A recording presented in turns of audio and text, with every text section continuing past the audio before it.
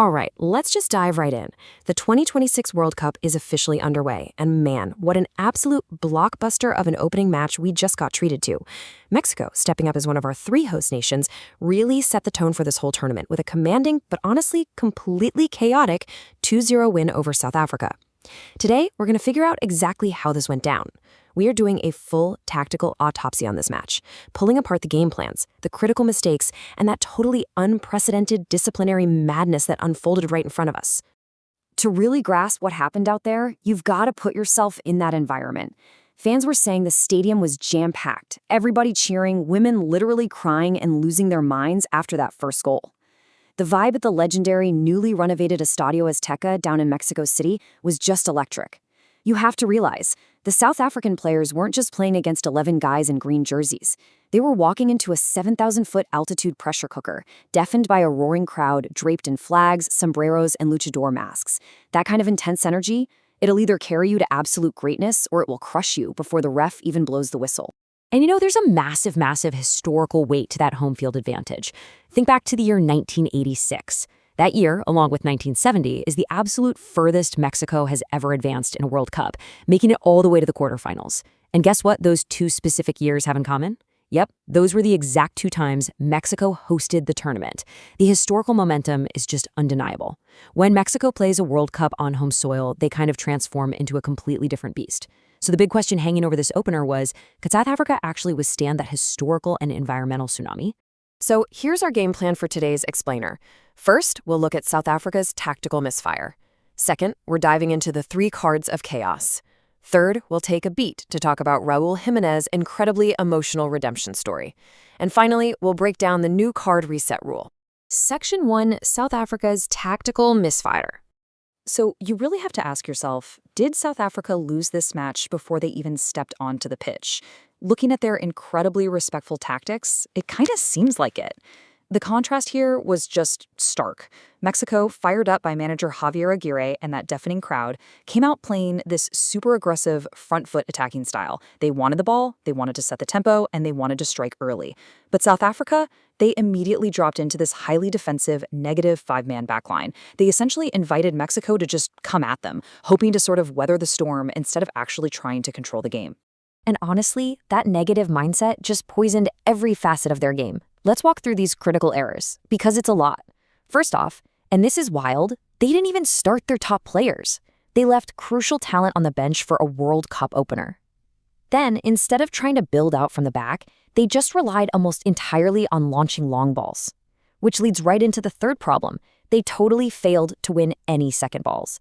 Mexico just gobbled up those clearances with ease. The result? South Africa showed literally zero attacking creativity. You just can't go into an event that happens once every 4 years and play with such a fearful negative mindset. If you want to see the real cost of that tactical cowardice, just look at the expected goals, or XG. It's a massive discrepancy. So South Africa actually held 40% of the possession, right? But they did absolutely nothing with it. They generated a dismal 0.07 expected goals, 0 big chances, nothing. Meanwhile, Mexico is just controlling the game, piling on steady pressure, which led to a beautiful opening goal from Colombian-born Julian Quiñones, who completely capitalized on a sloppy South African turnover near their own goal. Because of the way South Africa set up, it was a remarkably comfortable day at the office for Mexico. Section 2, 3 cards of chaos. Okay, so the tactical side was pretty one-sided, but the physical battle, pure chaos. As the frustration mounted, discipline just completely evaporated, leading to a historic first. We have literally never seen 3 red cards issued in a single World Cup opening match before, ever. Actually, it's the first time we've seen this much red in any World Cup match in 20 years. This wasn't just a physical game. It was a total meltdown of composure that instantly shifted the entire dynamic of Group A. And talk about a strategic nightmare. Let's look at the fallout here. In the second half, South Africa's Spifelo Sitholo gets slapped with a straight red for denying an obvious goal-scoring opportunity, taking out Brian Gutierrez, who had a clean lane right to the goal. Then, somehow it gets worse for South Africa. Veteran playmaker Mbazwane, who came on as a sub, gets sent off after VAR catches him slapping a Mexican player right in the face. Now they are down to 9 men. Unbelievable. And Mexico wasn't totally innocent either. Deep into the game, Cesar Montes gets a red for a really strong late tackle on Kalisa Mudau. All three of these guys are now missing their team's crucial next matches. South Africa has to play a famously physical Czechia squad down 2 key guys, all because they lost their heads. Section 3. Raul Jimenez's redemption.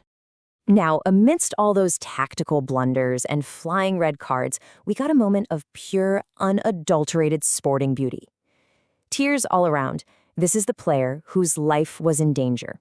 In the 65th minute, Raul Jimenez connects perfectly with a cross and heads the ball into the back of the net from Mexico's second goal. And man, the tears in the stands and down on the pitch, it was so incredibly moving. Jimenez, who is 35 now and actually heading back to play for Wolves in the championship next season, suffered a horrific, life-threatening fractured skull just a few years ago. People were legitimately wondering if he'd ever step on a pitch again, let alone score on the world's biggest stage in front of his home crowd.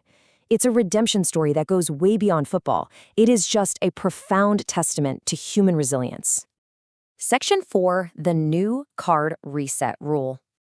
So let's pivot and look forward for a second. We need to talk about how all this disciplinary madness actually ties into a brand new tournament strategy. There is a new card reset rule for this 2026 World Cup, where any accumulated cards are wiped completely clean the second the group stage concludes. In the past, you'd see players playing super tentatively in their final group games, terrified that one silly yellow card might mean they sit out the first round of the knockouts because of accumulation. But not anymore. This rule basically guarantees that players aren't carrying that caution baggage into the most important games of their lives. Which leaves us with a pretty provocative question to chew on.